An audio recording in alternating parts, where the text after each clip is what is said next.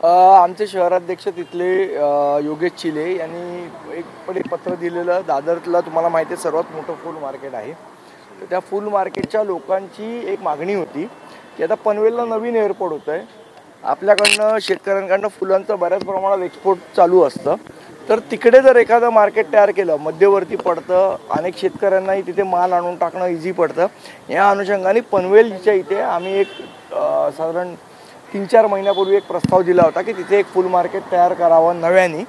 तर त्याच संदर्भातलीच आज उदय सामंतजींची माझी भेट झाली. आज मनसे अध्यक्ष राज ठाकरे आणि मुख्यमंत्री देवेंद्र फडणवीस हे एकाच हॉटेलमध्ये हॉटेल ताजलँड एंडमध्ये भेटले. काय नेमकं कार्यक्रम होतं? नाही, ह्या सगळ्या ज्या बातम्या आहेत त्या आम्ही आपल्याकडनंच बघितलेल्या आहेत. नेमकी त्यांची भेट झाली का, झाली तर ती कुठल्या विषयावर झाली मला याची काहीही कल्पना नाही. मला तर वाटतं योग्य वेळ असेल त्यावेळेला स्वतः राजसाहेब बोलतील. उदय सामंतांची भेट घेऊन आल्यानंतर तुम्ही साहेबांची भेट घेतली तर त्याविषयी काय बोलले का? नाही, आज आमची एक शहराध्यक्षांची बैठक होती. तर त्याला मी तिथे मला वेळ झाल्यामुळे उशीर झाल्यामुळे मी पोहोचू शकलो नाही, म्हणून मी आत्ता साहेबांची त्या संदर्भातली भेट घेतली. ती बैठक सुरू आहे का? नाही, संपली. बैठकीमध्ये सर काही साहेबांनी काही बैठकीमध्ये सांगितलं चर्चा झाल्या का? नाही, निवडणुकीच्या संदर्भात काही चर्चा नव्हत्या. विषय हा आहे की जो GR अजून निघालेला नाहीये, त्या संदर्भातली बैठक ही सन्मान्य राजसाहेबांनी बोलवली. पण मुख्यमंत्री देवेंद्र फडणवीस आणि राज ठाकरे यांची भेट झाली, त्या संदर्भात राज ठाकरेंशी तुमचं काही बोलणं नाही झालं नाही का? नाही नाही काय नाही. पण दोन्हीकडून मनसे आणि ठाकरे गटाच्या युती संदर्भात एवढी सकारात्मक चर्चा नेत्यांच्या माध्यमातून होत होती. थेट जरी चर्चा झाली नसली तरी मग एक सकारात्मक वातावरण तयार झालेलं होतं. त्या सगळ्या वातावरणावरती आज पडदा पडला असं म्हणायचं. नाही, मला वाटतं जी चर्चा होती ती मी तुमच्याचकडे बघत होतो. बाकी काय चर्चा, शेवट मी तुम्हाला काय सांगितलं की कुठल्याही युतीचा निर्णय घेण्याचा अधिकार हा सन्मान्य राजसाहेब ठाकरेंचा आहे.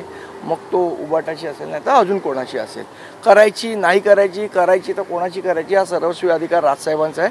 आणि आम्ही महाराष्ट्र सैनिक आहोत. ते जो आदेश देतील तो आम्हाला मान्यच आहे, त्याप्रमाणे आम्ही काम करू. ठाकरे गटाचे खास करून तुम्ही हे सातत्याने म्हणत होतात की 2014 आणि 2017ला आम्हाला झटका बसलेला आहे आणि त्यावेळेला आता ठाकरे गटानं स्वतः एक पाऊल पुढे येऊन प्रस्ताव पाठवणं गरजेचं आहे. प्रस्ताव आला तर आम्ही विचार करू.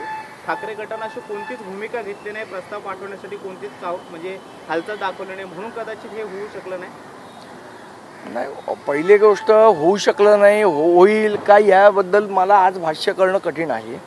मी तुम्हाला त्याही वेळेला सांगितलं होतं, तेच त्या भूमिकेवर मी आजही कायम आहे की जर प्रस्ताव पाठवला तर राजसाहेब त्याच्यावर विचार करतील. आता आणि शेवट युती करायची नाही करायची, करायची कोणाबरोबर करायची का स्वबळावर लढवायचं आहे हा निर्णय राजसाहेब घेतील आणि ते ज्याप्रमाणे आम्हाला सांगतील त्याप्रमाणे आम्ही काम करू. ठाकरे गटाच्या नेत्यांनी यावरती प्रतिक्रिया दिलेली नाही आजच्या भेटीवरती. त्यांचं असं म्हणणं आहे की मनसेकडून पूर्ण तपशील आम्हाला कळल्यानंतर आम्ही त्याच्यावरती बोलू म्हणून सावध भूमिका त्यांच्याकडून घेतली. धन्यवाद.